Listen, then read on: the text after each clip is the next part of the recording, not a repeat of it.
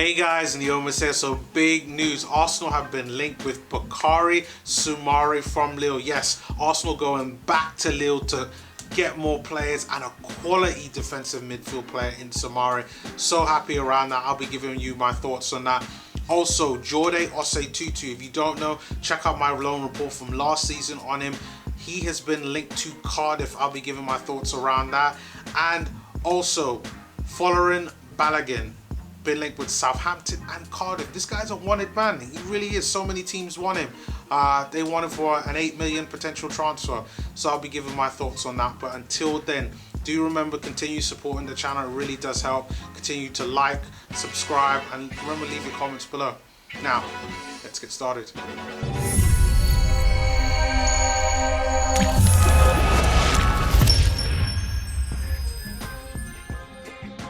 So, after getting the deal for Gabriel unofficially done, Arsenal are going back in for another Lille player in Boubakary Soumare, defensive midfielder. If you don't know, he is an absolute quality player, quality DM. And I didn't think that Arsenal would be going in for him because the 21-year-old would be quite expensive for Arsenal to go about and get, just because he's so highly rated, so talented, and he's up there with the likes of Ibrahim Sangare as being two good defensively midfield players that has strength, the height, the ability to win the ball, and a decent work rate. And for Soumare, he would give us something key that we've never really had, that height within the midfield that we haven't seen through the good old Highbury days, seeing with the likes of Gilberto and Vieira. He would give us that ability again to have that aerial threat within midfield, the ability to hold the ball up, and also, more importantly, the defensive ability, the ability to win the ball within that midfield. Now, I thought I would just take a bit of research into some stats on how he's performed, and I can see exactly why Arsenal are interested in Soumare. So I frequently look at Arsenal prospects who we could be signing, and compared to the likes of all the other defensive midfielders that I had flagged, the likes of Sangare, the likes of Højbjerg, Grealish, Tapia, and Shikri, I mean, this guy, when it comes to defensive duels won, 67% of his defensive duels he wins. 67%. And this is a player who's a regular first team player for Lille. So, you know, this isn't a guy that just played a handful of games and those are his stats there. But his ability to win those defensive duels, which is where Arsenal, a lot of the times, we either lose or, you know, we end up just being somewhere in the middle, and then the second balls we don't get. But this is a first step towards Arsenal trying to fix this midfield. Now, the talks are still pretty early days, but I mean, all sources are saying that right now this is probably going to take upwards of about 30 million to get Soumare out of Lille. But, you know, Arsenal have got the right connections. I mean, they're looking at him, and he's only got 2 years left on his deal, which means this now is either the right time for Lille to offer him a new contract or to sell. And with Arsenal coming in right now, this is a brilliant time for Arsenal to go in there and say, you know what, we got Gabriel, he's done great. We got Pepe last season, you know, he's been, you know, let's bring in Soumare as well. We need you. Here is 30 million pounds. That's what, 35 million euros. I think that is maybe a good starting point, but that's around the level that I expect Arsenal to maybe try to get this player in.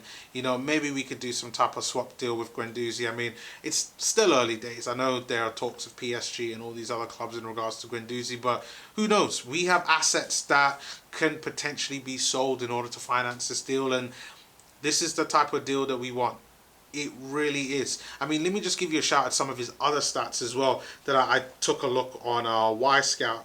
So, aerial duels won over the course of the past season, 49%, so half of the duels that he's in, like almost half of the duels that he's in, he's managing to get. Loose balls won, overall 84, and he's won, that's 45%.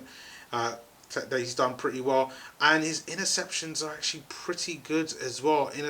interception a lot of the times is at 60%. So again, it's still early days, but this is the type of signing that we want. Quality signings to strengthen this midfield, to give us exactly what we need, is to provide that fluid flexibility in our midfield, and that is what Soumare will give. But leave your comments below on that. Next, I got to talk about my guy, Jordi Osei Tutu. He's a guy that I was following up from last season on loan, his loan at Bochum. That came to an end about 3-4 weeks ago now. And he had a really good loan, and Bochum were trying to get him on loan for another season. But unfortunately, Arsenal have decided he's had such a good season that they want to loan him out to the Championship. And Cardiff are said to be interested in Jordi Osei Tutu. No wonder why. I mean, he has progressed through leaps and bounds, and everything that he's had to go through with the racial abuse that he got last summer in the Bochum pre-season game, and a tearful Osei Tutu, managing to overcome all of that, being his first loan out as a professional, as an Arsenal player, and for him to go through that, to progress to the point where Bochum wanted him back, where I'm loving the progress right now, and it's no wonder why Cardiff are interested in him. And it's said that the Cardiff manager is looking at him because he's looking for that attacking fullback, someone that's versatile as well. And if you don't know, in that not only does he play right back, in that he also can play as a right midfield player, which is how Bochum a lot of the times is using him. And this is a good opportunity for him to learn, continue his progress, continue learning the defensive side of the game. And who knows, he could come back to Arsenal and maybe be able, similar to Saka, and be able to play left back and left wing, but on the right side.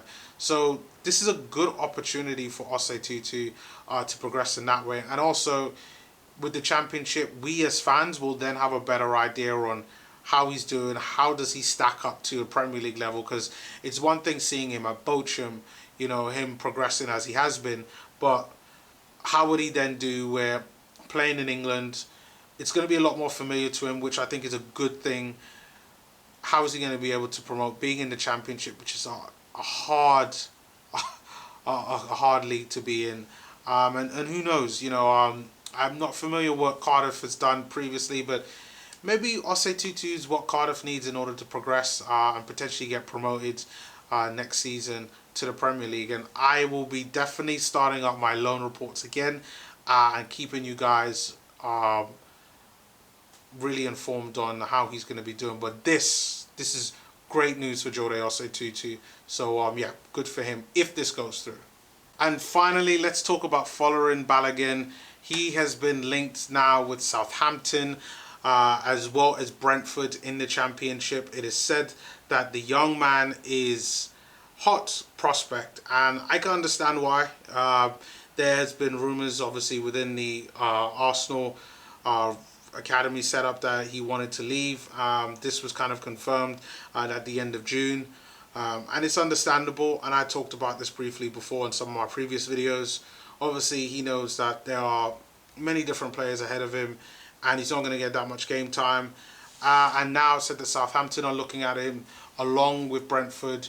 I'm surprised to see Southampton, just because when you look at the amount of attacking players that Southampton have, and I have a list of them here, you've got the likes of Michael Obafemi, you got Che Adams, and you got Danny Ings.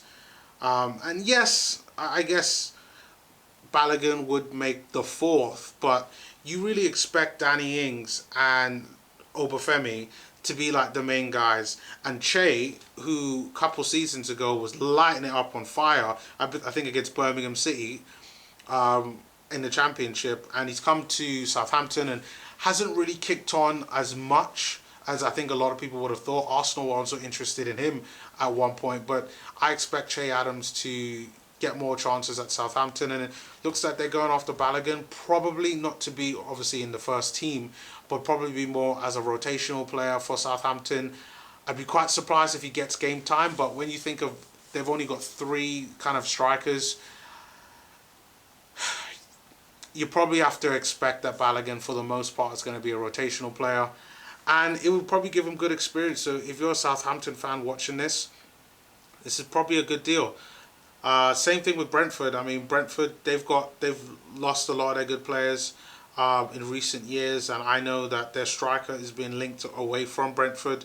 So having a guy like Balogun to come in would be for them really good. And chances are he'd probably get more first team minutes playing at Brentford rather than Southampton.